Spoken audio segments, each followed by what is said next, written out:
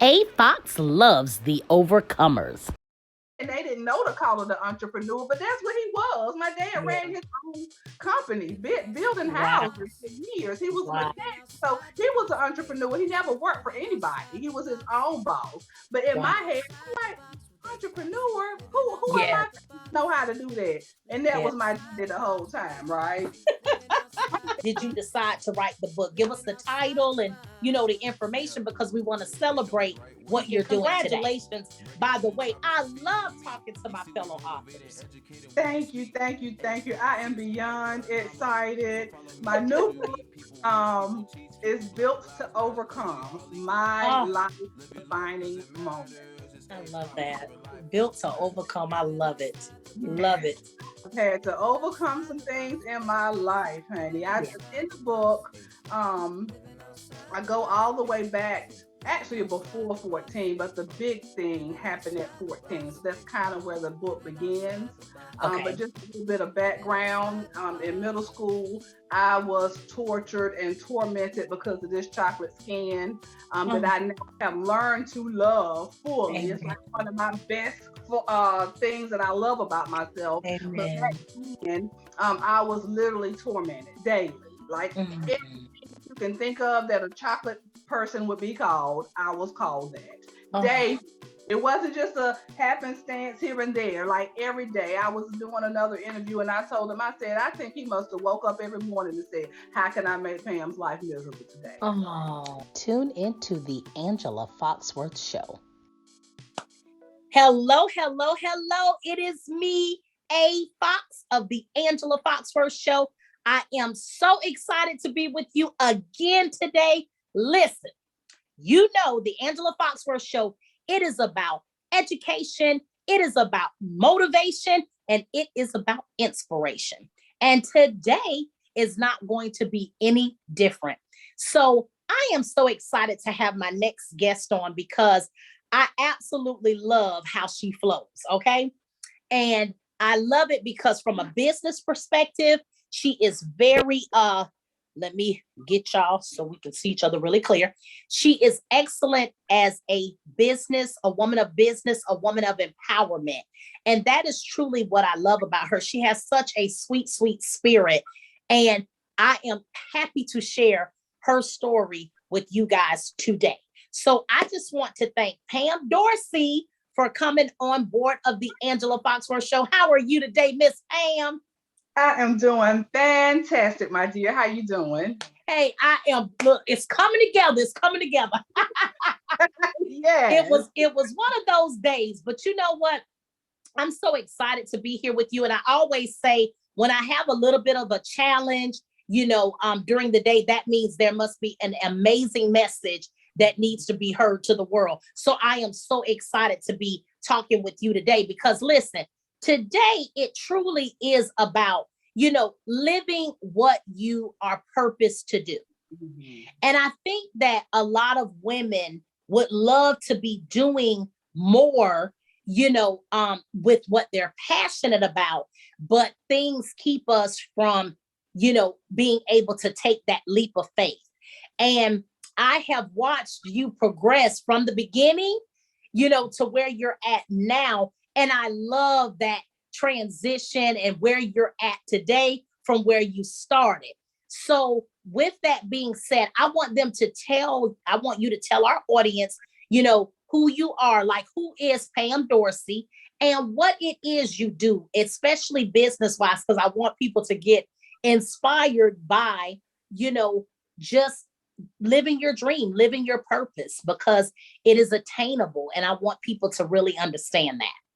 Yes, yes. Thank you so much for this opportunity. It is greatly appreciated. I am Pam Dorsey, and I am the CEO of Pam Dorsey Enterprises. We are a women's empowerment company, and what we do, we equip, we empower, and we inspire women to walk in their authentic wholeness. I love it. Authenticity is everything, and we want to be whole in all areas of our lives. This year, I have dedicated it the year of the holistic woman. All right, because we want to be healthy, healed, and whole in all areas of our lives. That is the goal. We don't want to be this part over here sparkling and shining, but you got a little bit of dingy over here. We want all areas healthy and whole, and that is the goal always at Pam Dorsey Enterprise.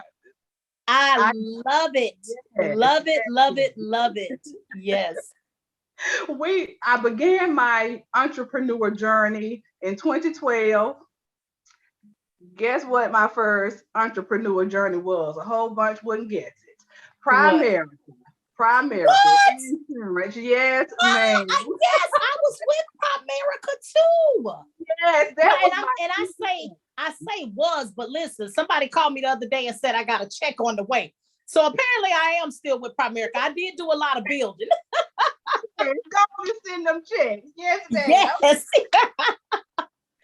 Exactly. And it is so amazing because when I was initially introduced into the entrepreneur world, talk about clueless, I was clueless. But God knew exactly what he was doing. He was using that as my foundation to introduce to me, to show to me that, yes, Pam, this is part of your purpose. Yes, Pam, you are equipped to do this. Yes, Pam, you will change lives. And it's so amazing because that was the very foundation that I needed to help pull some things up out of me that I didn't even know was there. Amen. I had been this quiet little shy little chocolate chick sitting in the background for years. And Jesus was like, no, Pam, that is not what I created you to be. You're not supposed to be in the background. So when he pushed me up front and center, I'm looking around like, oh my gosh, what am I supposed to do now?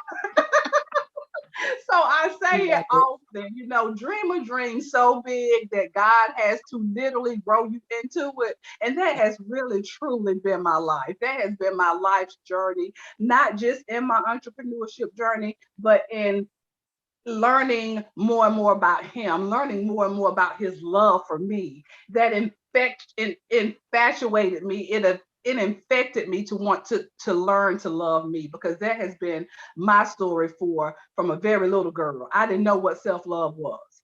I didn't know, I didn't like me, I didn't love me. I was just existing for a very, very, very long time. So being introduced to God and his love for me, that's what in turn allowed me to begin what I now call my very own self-love journey, because that's indeed what it was. Let me tell you, when I say, God will put on your heart who to talk to. Like I go to counsel when it comes to who do I want to interview on my show and why. And I knew, to a certain extent, why I chose you as one of my, guests, right? Especially in this first season, which is actually the official rebrand season. So just FYI for you, in June, this will air, and it's going to be on every major streaming platform in the world. Okay. So yes, boo. Look, this ain't small potatoes, boo. This the real deal. Yeah. I didn't fought for this placement. You hear me? But let me tell you why I say, and y'all have to bear with me because I do keep it 100. That is the beauty of being independent. Had to fix the earring, had to fix the ponytail. It was sliding to the back. Gotta have everything where it need to be. But anyway, I say that because you just have told my story. And so what I love about how God allows people to divinely connect. So we have been connected on Facebook for years. We met, like you just reminded me, we met in South Carolina at an event. And honestly, to see where you were then, you had just started out when I met you, and I was just starting out as well. So to see the progression, let me tell you, that speaks volumes, and it represents so many things. So number one, congratulations to you for allowing this journey to create what God wanted you to be and not what you thought you needed to be. Because that is what I have learned, The other part of this is confirmation from the Lord, because I am truly focusing on self-love this year, because what I have realized is, as much as I've wanted this dream and as much as I want to change lives by people hearing the people that I interview, I also know that loving me comes first. And that if I don't have that, then I truly can't be a benefit to anybody else, because I can't give you the best of me if I'm not the best of me, and if I don't realize what that is. So when you said that, I felt that, because that is truly, it is such a freedom that comes with knowing who you really are and who you belong to. Because let me tell you what you also said, which was also the journey. I started to go one way, but he's had to peel layers off that I never even knew I had, to be able to get to the big picture. Because see, the big picture is where purpose is. The big picture is where destiny abounds. And you can't do that half-stepping with the Lord. You can't do that as a half person either. Because remember, I try to, even though this was Spider-Man, with great powers comes great responsibilities. Much is given, much is required. Yes, and so in order for you to elevate, you have to have those layers peeled off, because the devils are not going anywhere. We're raising the wheat and the tear together, right? So we got to be able to know the difference between the two and navigate in a world that's getting worse, because we know we're embarking on last days. So people can't keep playing with empowerment. See, I see women say it all the time. Oh, we got these women empowerment groups. And a lot of times it's for marketing purposes. It's not a sincerity. It's to make money. It's to draw you in.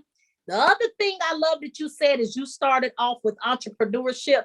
Let me tell you, yours was Primerica. I think my first one was, I did Primerica initially years ago, but I think my first one was like a Mary Kay. Okay. And so like you, I didn't know, look, I wasn't even business. Like, I used to think like business stuff was boring. I don't want to sit there like all them seminars, when people be like, oh yeah, we're about to go to sell. Like, oh, here we go again, But honestly, I learned empowerment. You learn how to overcome rejection, because a lot of people don't realize when people tell you no, you take it in, even though you may feel like you don't. And if you're not mature enough to handle the no's, you don't know that you got to get through those no's to get to your yeses. So you just spoke on so many wonderful things. And I know that women are going to get a lot out of that, Miss Pam, because how many of us feel that way? Right. You know what I mean? Like, how many start out? And I'm going to tell you that even going a little deeper, I never even really believed I could do it. Like in my mind, I set up and, I went into those meetings, but I'd be like, okay, she's sitting up there talking about six figures. Honey, I ain't never going to see that. Like, that would be my mindset. I'm like, okay, lady, I'll call 3 people that's going to cuss me out and tell me, never mind. They don't want to be bothered, but I'm okay. Right. So I love your take on that. So when you first started, embarking on the journey, how did you feel? Oh gosh, so many emotions. I was grateful because I had been on a job for 12 years, customer service, might I add, and I was beyond burnt out. I was too through with corporate America. Yeah, right? Girl, so say it again. Too through with it, right? It's like, what management shiesty, but they giving you they ain't following it. I just had enough. So my prayers intensified to God, like, you gotta get me out of this. You see me struggle, you gotta help me, right? Yeah. So when the opportunity arose, I was like, okay, this Jesus, you heard me, you listening. So I took Lord, you got me. Yes. I felt every emotion. I was beyond grateful. I was nervous. I was a wreck, and then you get in your head like, okay, this is what I've been praying for, and then when it comes, it's like, okay, now what I'm supposed to do with it, right? What Yes. I'm supposed to entrepreneur, and then Yes. at the time I was like, I don't have anybody that I've seen in an entrepreneur role. And that is so wrong. My dad, back then, they didn't know to call it an entrepreneur, but that's what he was. My dad ran his own company, building houses for years. He was a mechanic. So he was an entrepreneur. He never worked for anybody. He was his own boss. But in my head, I'm like, entrepreneur? Who am I to know how to do that? And that was my dad the whole time, right? I'll tell you one thing that struck me the most is when I sat in the meeting, and they call him a coach in Primerica. My coach said, "This is a this is a self-development package with a high compensation plan." And self-development, those were the two words that stuck out at me, because that's what I needed. I needed to develop some more. I had to grow up some more. So that was one that stuck with me throughout my whole time with Primerica. This is a self-development company. This is what we're gonna call it. You're gonna get compensated for it, but you're gonna develop while you're here. And that's exactly the foundation that I needed, because God had to prove to this little chocolate chick that this is what you can do. You built for this, you equipped for this. And that was the foundation that He chose for me. I love that. I love that. And so as you start to embark, because of course, I feel like everything does go in stages, right? So, you tackle that first stage of fear and walking into the unknown, and then you get into the unknown, and it's not as bad as you thought, until it is. Okay. Okay. So then, so like on my journey, and the same thing, I often said that what I got out of it the most when I would be, is the actual meetings themselves, because it just used to be so inspiring to see people just happy, and that energy, it brings you in. Like, they really know how to play on the emotions and this and that. And I won't even say play, but there is definitely just to show you how good it feels to be free of corporate, because I too had the same thing. You get a management. I told my management at my company, my last company, that I said I was never going back to corporate America, because I said, I don't even want to be a manager. I just want to work this customer service, because I was that too. We were collection specialists. And then I became a financial data analyst. Okay. All these titles, honey, ask me how much I made. The same thing I was making when I was a customer service collection specialist. Okay. That's a whole nother show. Let me help some people in corporate America. But I had a management that, because I was doing these things on the side and I started to gain momentum, she was one manager in particular, she was in her feelings about it. So and because she usually, I guess, was a loser any other time, anybody that was doing anything great, she kind of wanted to squash that, because the thing was, she wanted to feel important, because she never felt important before. That's another thing. Get some maturity in these management positions at on the customer level. You'll have a better retention rate, because people leave because of silliness. When, again, something, this girl ain't satisfied when she was in high school, probably beat up and called all kind of names, and then want to take it out on people later on in life that ain't had nothing to do with it. I ain't know you in high school. I can't help that people picked at you. It wasn't me, but they take all of their unresolved issues out on the person who just want to come, enjoy the job, have a great attitude, do the work.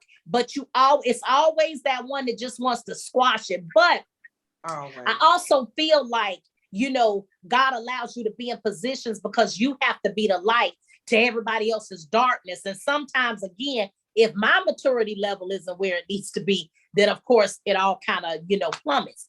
But once you hit that, right, and you knew, okay, God said it's time. I'm getting out of corporate America. He's rescuing me from this. I think for me, and I just want to see, did you feel the same way? I don't know why I thought rescuing would look different. I think I thought once I came from these bad group of people, that now my next level, I wouldn't have to go through that again. But what I found is that it just gets even more harder to recognize your sheep's and wolves clothing. And I also feel like the development at that point is where you really start to learn what you're made of, because you have to start trusting your discernment, which everybody else calls instincts. You have to start trusting that. You have to start knowing your worth in the midst of dealing with all of these different people who have their own agendas. What was your journey like in that?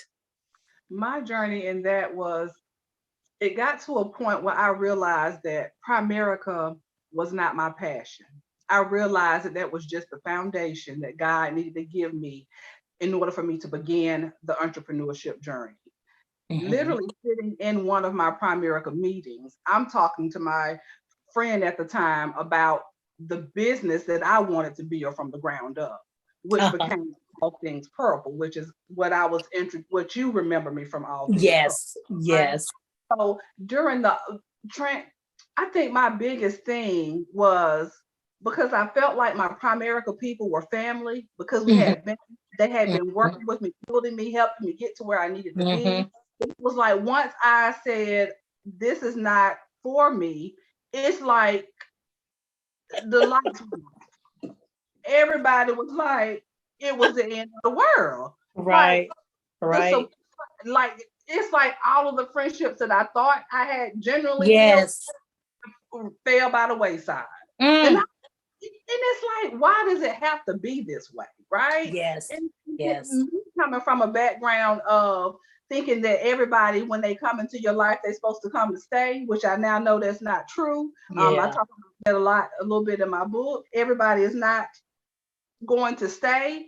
It took me a while to wrap my brain around that, because I don't understand why, just because I'm no longer doing this thing that you think I should be doing, why now all of a sudden I'm non-existent to you.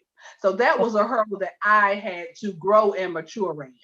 That was one of my biggest hurdles when I transitioned from Primerica to full-time ownership of my own business that I was building. Yes.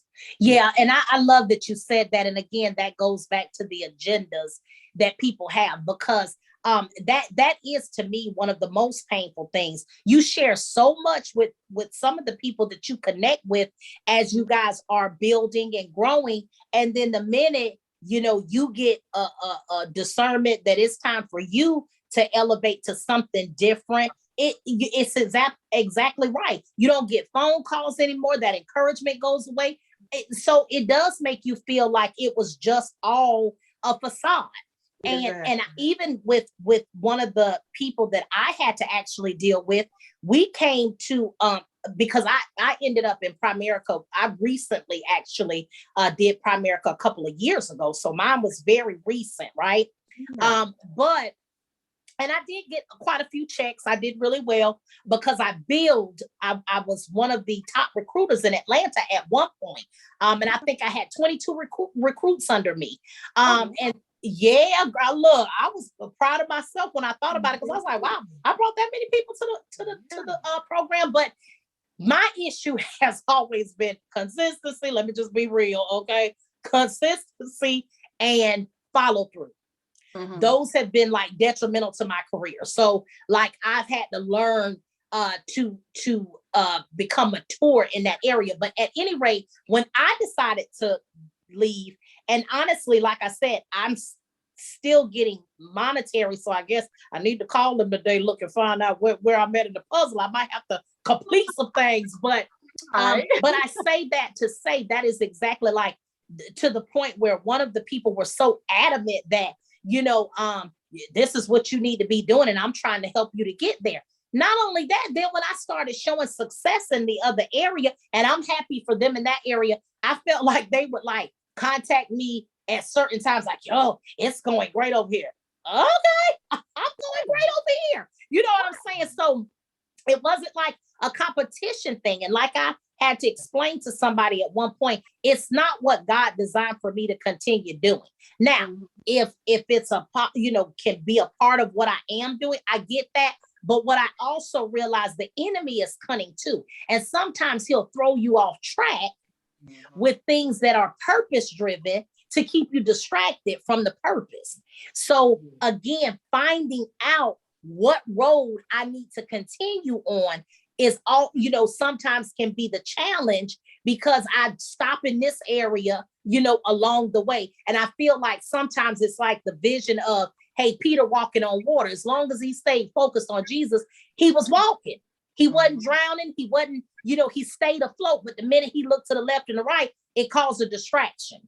And so those are like pit stops that I call distractions. So as you navigated, you understood that, and it became, full fruition for you. So when did you write your first book? And I'd like for you to tell people what the book was about and why at that time did you decide to write the book? Give us the title and, the information, because we want to celebrate what you're doing today. Sure.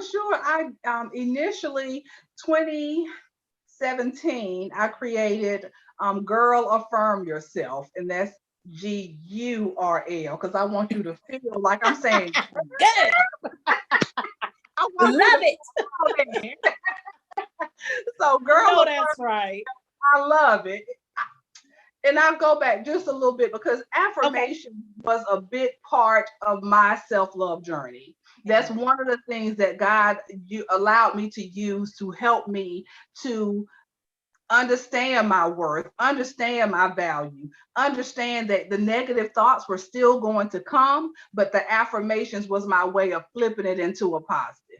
Affirmations, repeat it as many times as you need to until you feel it, right? That was my way of programming my mind to get away from all of the negativity that had been following me throughout my lifetime. Affirmations was one of the big key factors in me learning to love the woman that I saw in the mirror. So when the negative thoughts come, because they will, like I was just thinking the other day, when God heals you from a thing, it doesn't mean that it goes away. Like that part of life doesn't go away. You still may have different things that trigger it, right? So with my affirmations, when the triggers came and the negative thoughts come, I have my affirmations to flip it. Flip that into a positive, because if you stay in negative for too long, it's not going to take you into a better place that you're trying to get to. Yes. So my Girl Affirm Yourself book is a 21-day transformational journey, is what I call it. And there's 21 powerful affirmations. There's some self-work worksheets in there, because if you don't do your work, if you don't do your internal work and get yourself right, what's the purpose, right? Because to be better, the best version of yourself is the purpose, right? Yes. So I have some worksheets. There's some inspirational posts in there, and then I have some bonuses in there as well. But it's just it's an easy go-to on those moments that you need a pick-me-upper. Girl Affirm Yourself can help you get back right. I love it. I love it. And I love that. And it's so true, because I have to use my day when I first wake up.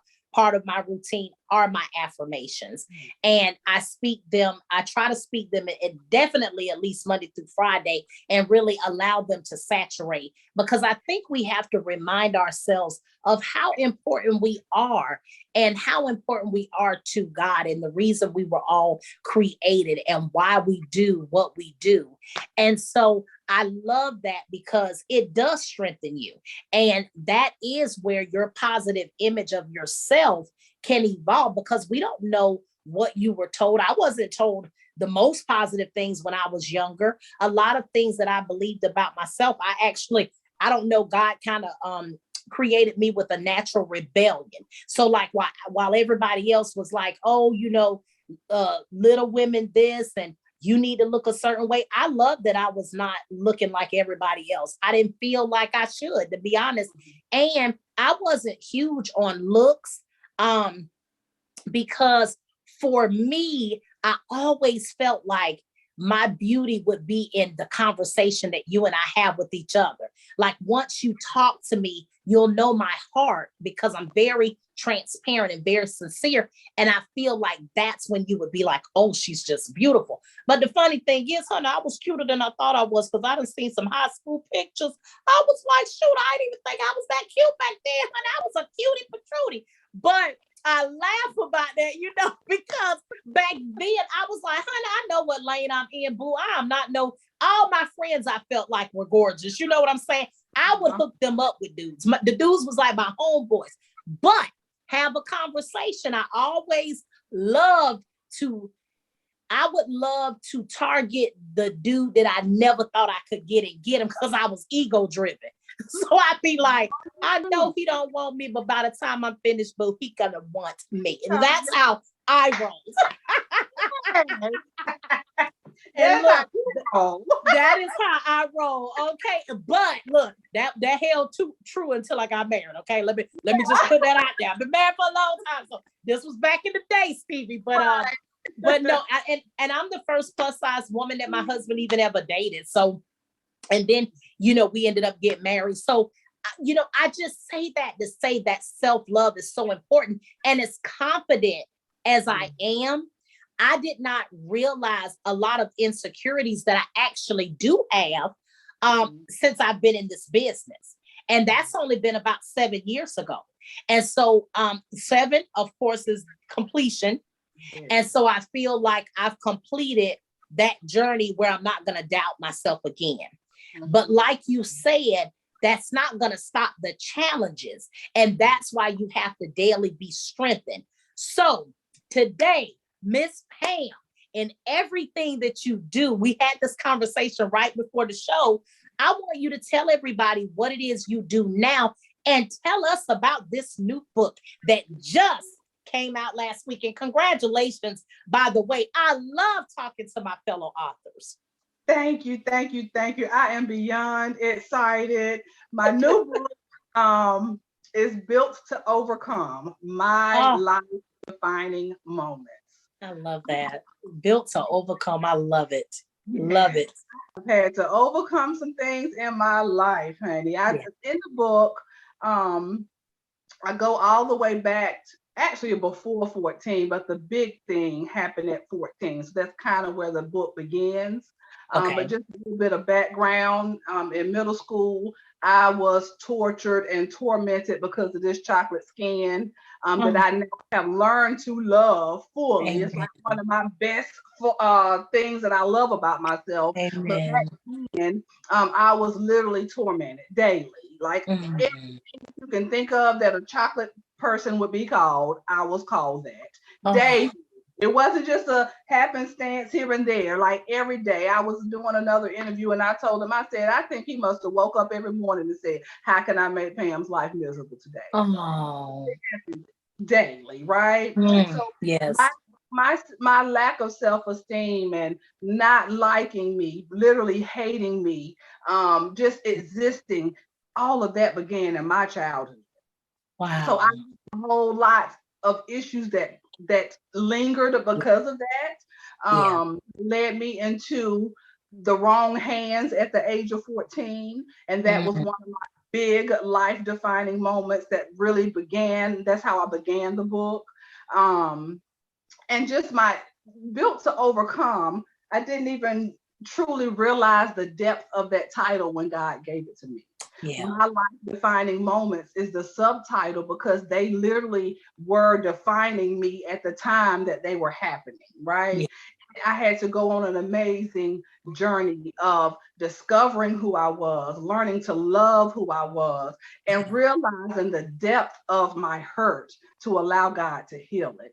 So at 14, lingered into early adulthood, and there is so many different points that I touch on in the book. Like I talked about my attachment issues earlier. There's relationship issues, went through a divorce. I talk about that in the book. I talk about how there can be marriage again. There can be love after a divorce. I so many women to realize that divorce does not mean you won't find love again. Yeah. So that is in the book as well. Just a lot of different moments in my life that at the time that I was dealing with them, I did not realize they were moments. Because to me, Yeah. one of my chapters is titled My Darkest Hour. My darkest hour was not just an hour, it was days, it was weeks. Yeah. But I Yeah. want women to walk away realizing some women are going to see themselves in the book, and Yeah. some women are going to say, I need to heal some things, right? The book Yeah. is going to be reading some of my story. They're going to see themselves in there and say, oh, maybe I didn't heal completely from this. You know, Yeah. there's going to be some laughing moments. There's going to be some aha moments. There may be a few tears. There's going to be some Pam did what moments. I love it. Love it.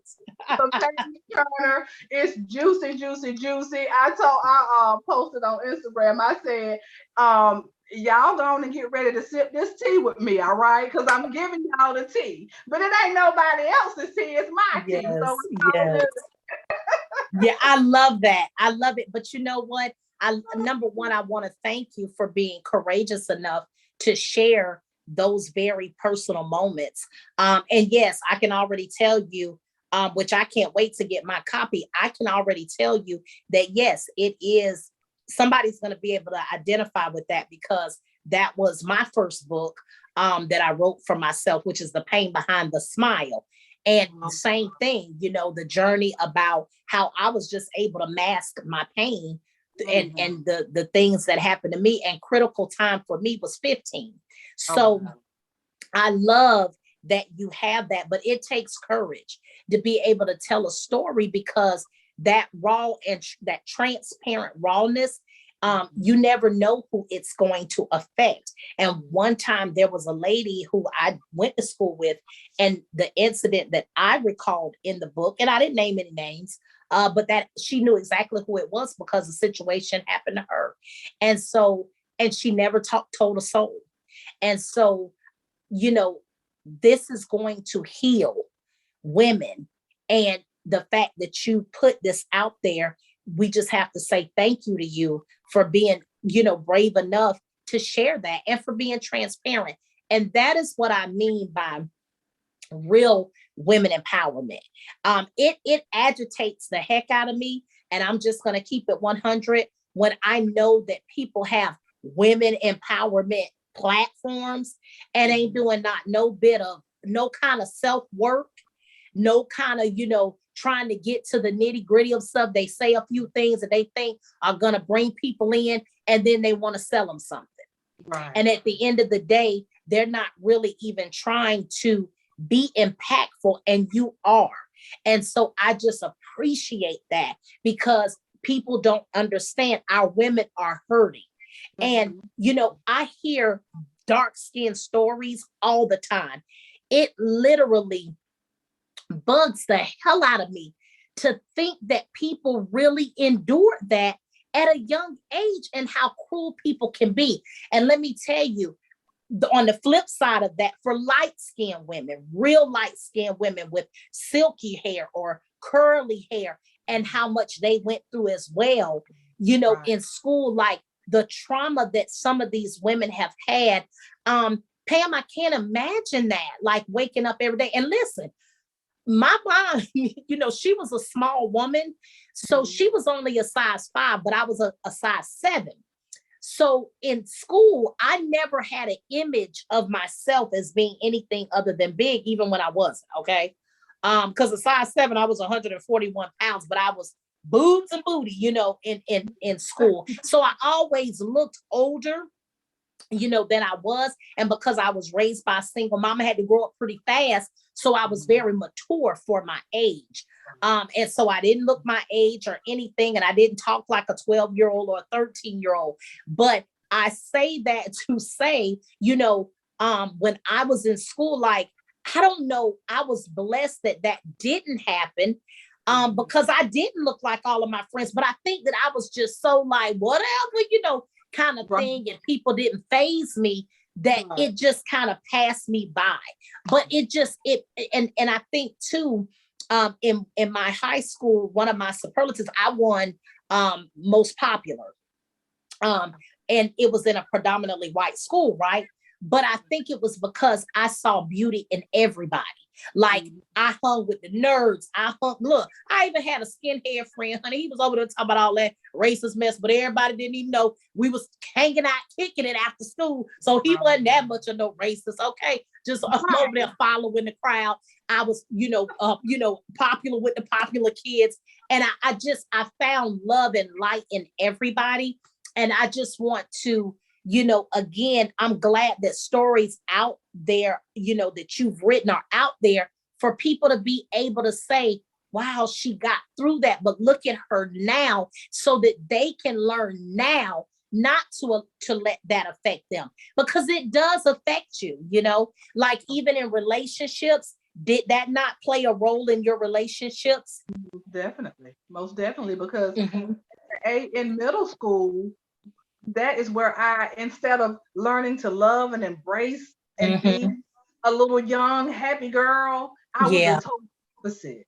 I did not love and embrace anything. I too was raised by a single mother. I knew my dad. I knew if I called him, he was coming, but he wasn't like active in my life, right? Right. Raised by my mom. My mom was a functioning alcoholic, right? So in addition to her being a single mother, I had to watch her be drunk most times. Keeping it real, right? I love mommy dearest, Lord Jesus, Lord knows I do. And I see now the impact that she had on me all the way back then. It just took me getting grown to realize it, right? Some people's story is different if they're raised by an alcoholic mother. They may not have the best relationship, but I tell people it drew me closer to her. Amen.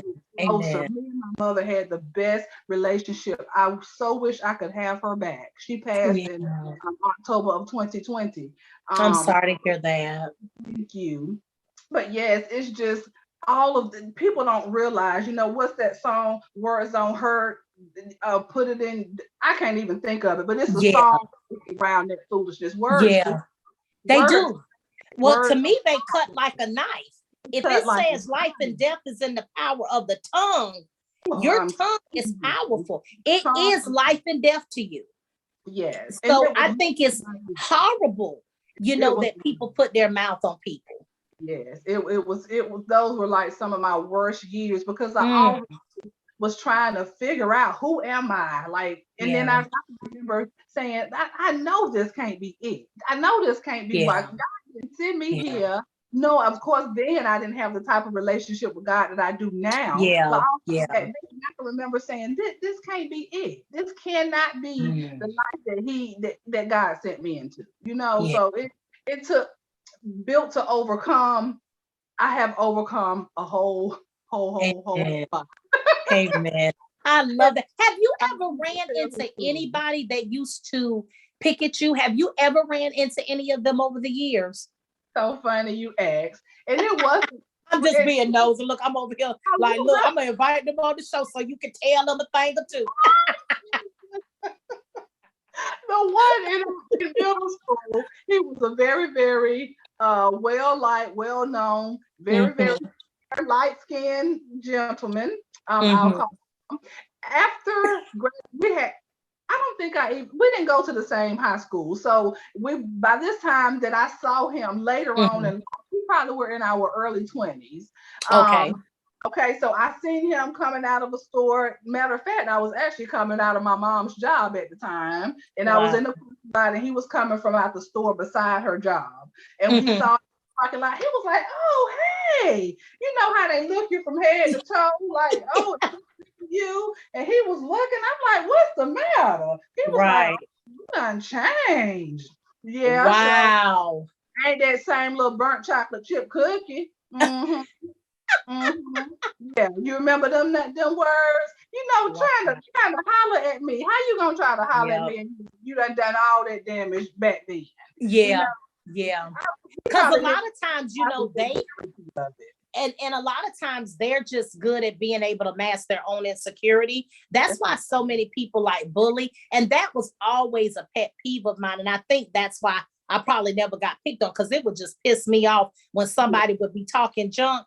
And it's so funny. Again, when I was in school, I was attracted more to people that everybody else might have thought was ugly because I just like good people. So that's all I saw, and I felt like, have you ever seen that movie Shallow Hal? And so Shallow Hal was a movie with I forget his name. It's Jack something, but it was Tony Robbins was in the movie. He did like a marquee performance, but it was about a guy who him and his friend, the guy from Seinfeld, the little short guy, George, I think is his name or whatever. Well, they played in this movie and it was with Gwyneth Paltrow. And in the movie, Gwyneth played a huge woman. And she was wealthy, but Tony Robbins put a spell on Hal. So because before then he was shallow. He would only look at sexy women that had like beautiful bodies and this and that. Well, when he put the spell on him, women that had good hearts, but may not have been attractive, he would see them as beautiful. And then women who just thought they were all of that, he would see them as ugly. So his friend was like, what do you see? Because he'd be like, oh my God, I love this woman and she wasn't the best looking. But I say that sometimes I feel like those are God's best kept secrets. I think what the world may deem as aesthetically, not the best, those to me are the most beautiful people in the world, because again, it goes to what is in your heart. Who are you as a person? What integrity do you have? What life do you lead? That is what's important. And I don't say that to say I've never told a lie in my life or I've never done anything wrong. I've hurt people that I'm intentionally or not intentionally. But for the most part, I've always had a heart for people. So a lot of times when I have hurt somebody, I really have hurt myself and they were the collateral damage from doing that. You know what I mean? But I've always wanted to see the underdog win. Always. So right. I hate when people, bully people because they're really just insecure. And that's just what it boils down to, period, And I'm so glad you realize that now. And so tell everybody how they can support you.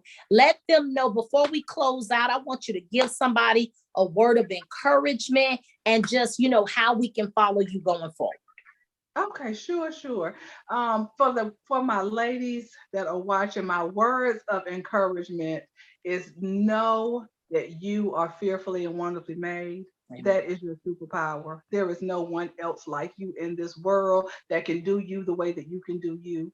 God created you on purpose, for a purpose, with a purpose, and he's going to make sure that you fulfill that purpose. So connect with him, get in tune with him, get in line with him, and allow him to take you on an amazing life journey like never before. When the tough times come, and they will, you probably already experienced some. Just remember that he's with you before, during, and after the storm. And please know that you too are built to overcome. I love it. I love it. And tell them how they can get the books and, just how to follow you. Okay, great. My book is available on Amazon. You can order an autographed copy at pamdorsey.com. All of my social media handles are the same. I make it easy. I am Pam Dorsey.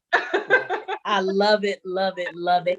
I just want to say it has been just an absolute pleasure, being able to interview you today. I love the journey, and I definitely see, how free you are.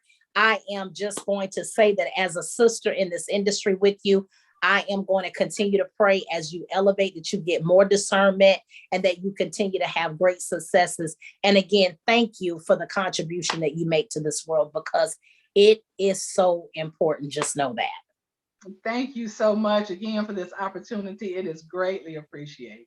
You are very welcome. So listen, we have tied up another show. This is absolutely wonderful. Let me tell you, Pam, y'all gonna make me great, okay? The Angela Foxworth show is on the map, baby. And I am so excited. So listen, you guys know how you can reach out to me. Always follow me on Instagram at AFoxRadio, on Facebook, The Angela Foxworth Show, on Instagram as well, The Real A Fox, if you want to see that version of me as well. And of course, you can always Check out my website at www.theafoxshow.com. So until we meet again, just remember, life with a fox is living outside the box.